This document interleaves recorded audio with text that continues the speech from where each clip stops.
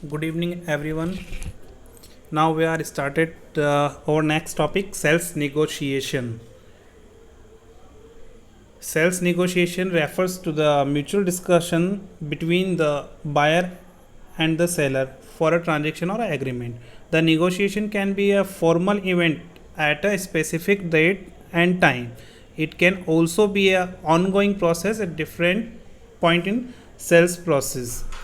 Sales negotiation है ना. Sales negotiation या निगोशिएशन मीन्स बातचीत करना, मोल भाव करना, है ना. और सेल्स निगोशिएशन में दोनों पार्टीज़ जो है हमारी सेल्स की, बायर और सेलर, क्रेता और विक्रेता, जो एक खरीदार है वहाँ पर और एक बेचने वाला विक्रेता है, वेंडर है, उन दोनों के बीच में किसी भी ट्रांजेक्शन्स के लिए या एग्रीमेंट करने के लिए म्यूचुअल डिस्कशन होता है और म्यूचुअल डिस्कशन के बिहाफ पे वो लोग आगे प्रोसेस करके वो ट्रांजेक्शन कंप्लीट करते हैं, वो एग्रीमेंट कंप्लीट करते हैं.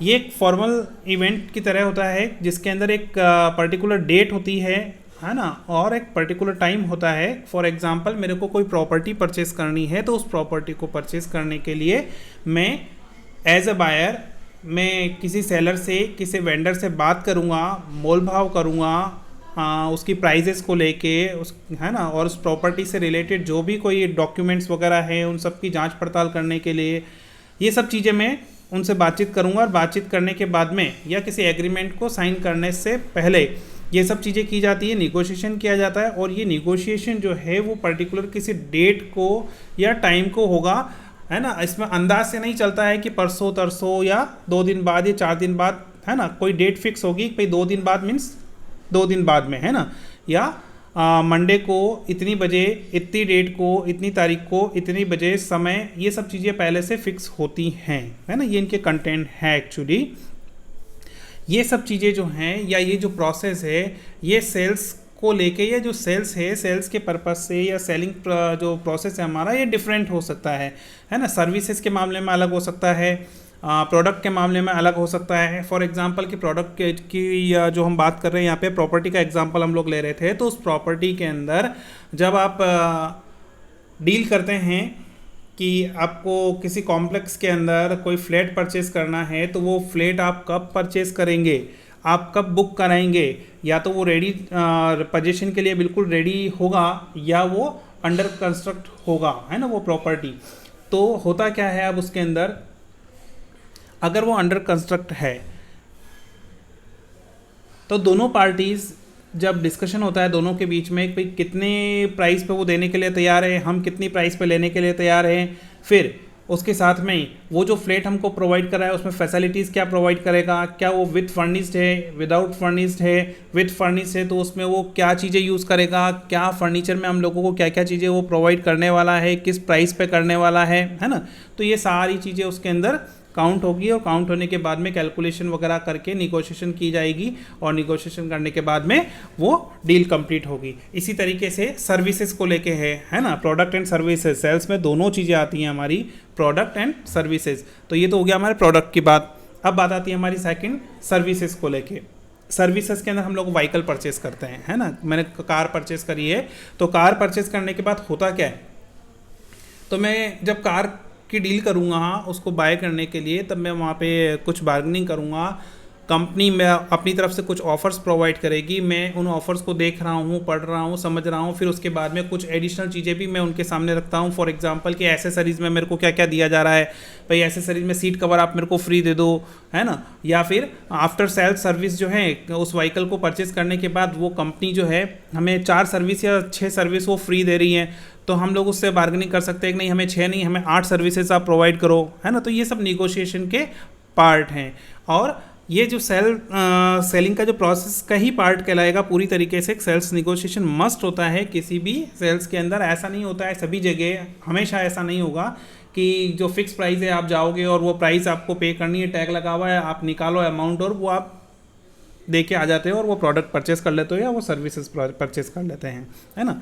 फिर इसी तरीके से हमारे पास है सर्विसेज के अंदर. फॉर एग्जांपल ने हम दूसरा तो मेडिकल या हेल्थ मेडिकल इंश्योरेंस हो सकता है, हेल्थ इंश्योरेंस हो सकता है आपका, जिसके अंदर पर्टिकुलर डेट टू डेट चलता है वो, है ना, कि अगर मैंने आज क्या तारीख है हमारी, तो 14 सितंबर 2020 को अगर मैं हेल्थ इंश्योरेंस परचेज करता हूँ तो नेक्स्ट 13 सितंबर 2021 मिडनाइट जैसे ही 365 दिन होंगे वो ख़त्म हो जाएगा, उसका टाइम पीरियड इंश्योरेंस का कंप्लीट हो जाएगा, है ना।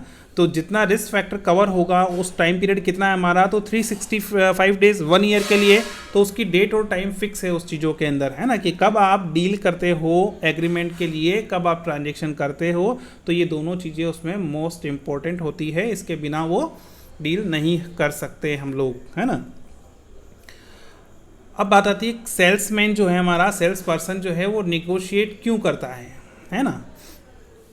तो इसको हम इस तरीके से समझ सकते हैं यहाँ पे कि कस्टमर पर्पस से इसको हम यहाँ पे 3 पार्ट में डिवाइड करते हैं, जिसमें पहला है हमारे पास में ऑब्जेक्शन, है ना, नंबर फर्स्ट है ऑब्जेक्शन।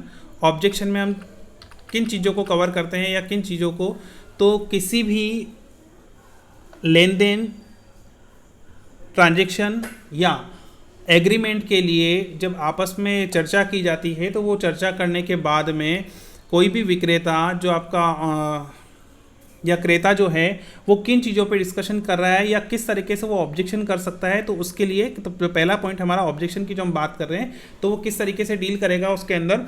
तो ऑब्जेक्शन कब और कहाँ किया जाएगा, पहले तो है ना कि जो कस्टमर के सामने आपने जो प्रोडक्ट सर्व किया है या जो सर्विसेज आपने जो प्रोवाइड करी हैं वो सर्विसेज और प्रोडक्ट उसको लेके अपोज कर सकता है, वो अपना विरोध दिखा सकता है ना। जिसमें फॉर एग्जांपल मान लीजिए हम इंश्योरेंस परचेज करते हैं एलआईसी से, तो उसमें एलआईसी से जब हमने इंश्योरेंस परचेज किया था तो जब इंश्योरेंस परचेज किया तो उसमें बहुत सारी टर्म्स एंड कंडीशन थी, है ना, कि मैंने एक्सीडेंटल इंश्योरेंस ले रखा है, तो अगर मेरा एक्सीडेंट हो जाता है तो उस कंडीशन के अंदर कंपनी, इंश्योरेंस कंपनी कितना हॉस्पिटल का बिल में से कितना पोर्शन वो पे करेगी, है ना, उसमें से कौन कौन सा अमाउंट वो पे करेगी, कंसल्टेंसी, डॉक्टर की जो कंसल्टेंसी का अमाउंट है, जो वहाँ पे मैं एडमिट रहता हूँ 2 दिन 4 दिन 5 दिन 10 दिन 1 महीना 2 महीना, है ना, तो उस कितने टाइम पीरियड के लिए वो इंश्योरेंस कवर होगा मेरे। फिर क्या वो जो मेडिसिन में ले रहा हूँ तो उस मेडिसिन के अंदर से कितना पोर्शन कवर होगा, तो ये सारी चीज़ें जो हैं उसमें काउंट होंगी। और कोई भी कस्टमर जो है वो अपने वेंडर के सामने या सेल्समैन के सामने इन जो प्रोडक्ट है हमारा वो प्रोडक्ट और सर्विसेज को लेके अपना विरोध प्रदर्शित कर सकता है, अपोज कर सकता है कि आपकी पॉलिसी के अंदर, आपके प्रोडक्ट के अंदर ये सारी चीज़ें कवर होती हैं लेकिन आप ये सारी चीज़ें हमें प्रोवाइड नहीं कर रहे हो। तो ये भी निगोशिएशन का एक पार्ट है हमारे पास में कि हम लोग कितने दिन के लिए वो इंश्योरेंस करा रखा था, मान लीजिए 6 महीने का करा रखा था, तो 6 महीने तक अगर मैं अपनी जॉब पे नहीं जा पाया तो क्या वो सैलरी भी मेरी कवर होती है क्या, है ना। ये जो गवर्नमेंट के अंदर जो वो इंश्योरेंस वगैरह होता है उसके अंदर ऐसा ऑप्शन है उसके अंदर कि अगर वो चाहें तो कुछ डॉक्यूमेंट्स वगैरह हैं उनका वो प्रोसेस होता है, वो प्रोसेस करने के बाद में जितने दिन अगर वो छुट्टी पे रहता है वो कर्मचारी, वो एम्प्लॉय उसके मेडिकल पर्पस से, तो उतने दिन की सैलरी वो जो है इंश्योरेंस में कवर होती है और वो इंश्योरेंस के थ्रू उन लोगों को वो सैलरी भी मिल जाती है। फिर सेकेंड पॉइंट आता है हमारे पास में इनडिफरेंस, है ना, हिंदी में इसको बोलते हैं हम उदासीनता, है ना, किसी चीज़ में इंटरेस्ट नहीं होना या not interested. The customer is not interested और shows less interest in the product और सर्विसेज। क्यों होता है ऐसा, है ना, कि कस्टमर के सामने आपने कोई पॉलिसी रखी, कोई सर्विस रखी, है ना, या कोई किसी भी तरह का कोई प्रोडक्ट रखा और आप as a salesman, sales person, आप उस कस्टमर को उस प्रोडक्ट और सर्विसेज के फीचर्स, यूजेस, उसके बेनिफिट्स, इन सभी चीज़ों के बारे में आप पूरा डिस्कस डिटेल से आप सारी चीज़ें उसको बताते हैं। लेकिन कई बार ऐसा होता है ना, हम लोग भी फील करते हैं कि सामने वाला उस चीज़ में इंटरेस्ट नहीं ले रहा है। अब इंटरेस्ट नहीं लेने के बहुत सारे रीजंस हो सकते हैं, है ना। मान लीजिए आपको या कस्टमर को जो है उसकी प्राइस ज़्यादा लग रही होगी या उसके अंदर जो क्वालिटीज़ हैं वो इतनी ज़्यादा वो नहीं लग रही है कि भाई ये मेरा बहुत ज़्यादा काम आ सकता है या इस तरीके की चीज़ें हैं, तो वो उस तरीके के प्रोडक्ट्स या सर्विसेज के अंदर इंटरेस्ट नहीं रख रहा है, तो उस कंडीशन में क्या किया जाता है या क्या करेगा वो सेल्स पर्सन, वो निगोशिएशन करेगा, है ना। मान लीजिए कि वो सर्विसेज जो हैं आपकी कि भाई 10,000 रुपीज़ पर ईयर की है, तो हम इसमें आपको डिस्काउंट कर देते हैं, है ना, 2,000 रुपीज़ का, तो अब कितने की हो गई, तो 8,000 की हो सकता है। वो इस कारण से भाई कुछ डिस्काउंट पे मिल रहा है तो कस्टमर को इंटरेस्ट आए और उस इंटरेस्ट की वजह से वो बाय कर ले उस प्रोडक्ट को, ठीक है। फिर नेक्स्ट आता है हमारे पास में एक्सेप्टेंस, स्वीकृति, है ना, एक्सेप्टेंस, स्वीकृति। अब ये स्वीकृति या एक्सेप्टेंस जो है कस्टमर के थ्रू या वेंडर के थ्रू नेगेटिव भी हो सकती है और पॉजिटिव भी हो सकती है। मीन्स कि उस प्रोडक्ट और उस सर्विसेज के बारे में वो कस्टमर या आपका वेंडर उस प्राइसेस के बारे में, अवेलेबिलिटी के बारे में, इन सब चीज़ों को लेके ये जो है एक्सेप्टेंस नेगेटिव या पॉजिटिव दोनों हो सकती हैं, है ना। अब इसमें होता क्या है, तो कोई भी कस्टमर किसी चीज़ के लिए एग्री है या नहीं है ना। अगर वो एग्री है उसकी प्राइजेस को लेके, उस प्रोडक्ट को लेके, उसके फीचर्स को लेके, सर्विसेज को लेके, या सर्विसेज के जो बेनिफिट्स हैं या उस जो सर्विसेज का प्रोसेस है कि किस तरीके से वो कंपनी हमको सर्विसेज प्रोवाइड करेंगी या जो हमको प्रोडक्ट दिया जा रहा है वो प्रोडक्ट हम जो जैसा चाहते हैं वो वैसा है या नहीं है, तो उसके लिए वो एक्सेप्टेंस दे सकता है। अगर वो एक्सेप्टेंस नहीं देता है या उसकी एक्सेप्टेंस नेगेटिव में रहती है ना, कि नकारात्मक प्रतिक्रिया रहेगी, तो वो क्या करेगा, तो उसके बाद में वो निगोशिएशन पे आ जाएंगे, है ना। दोनों पार्टीज आ सकती हैं निगोशिएशन पे, वो आपका सेल्समैन भी हो सकता है और आपका कस्टमर भी हो सकता है ना। तो दोनों तरफ से वो निगोशिएशन किया जा सकता है किन चीज़ों को लेके, उसके प्राइजेस को, क्वालिटी को, प्रोडक्ट को, टाइम को लेके, है ना। तो ये सारी चीज़ें हैं। कई बार कुछ प्रोडक्ट हम लोग परचेस करते हैं, जब मेरे को बहुत ज़्यादा रिक्वायरमेंट थी तो मैंने उसकी बुकिंग कराई, लेकिन वो उस दिन नहीं मिला मेरे को प्रोडक्ट और 2 दिन बाद में मिलता है, तो अब वो मेरे लिए क्या हो गया, यूज़लेस हो गया, है ना। वो अभी मेरे ये जो रिक्वायरमेंट है उसको फुलफिल नहीं करता है। तो उस कंडीशन में क्या करेगा वो कस्टमर, क्या करेगा, तो उसको वो वापस से रिजेक्ट कर देगा। तो अब ये एक वो प्रोडक्ट जो है वो कस्टमर को बेचने के लिए वो क्या करेगा, जो वेंडर है उसको निगोशिएशन कर सकता है, वो प्राइजेस कम कर सकता है या कुछ और वे के अंदर उसको कुछ कस्टमर को बेनिफिट देके वो डील पूरी कर सकता है, ठीक है। अब नेक्स्ट टॉपिक है हमारा यहाँ पे सेल्स निगोशिएशन स्ट्रेटेजीज। किस तरीके से हम यहाँ पर सेल्स निगोशिएशन की रणनीति बनाते हैं, ये हम लोग हमारे नेक्स्ट वीडियो या क्लास के अंदर पढ़ेंगे।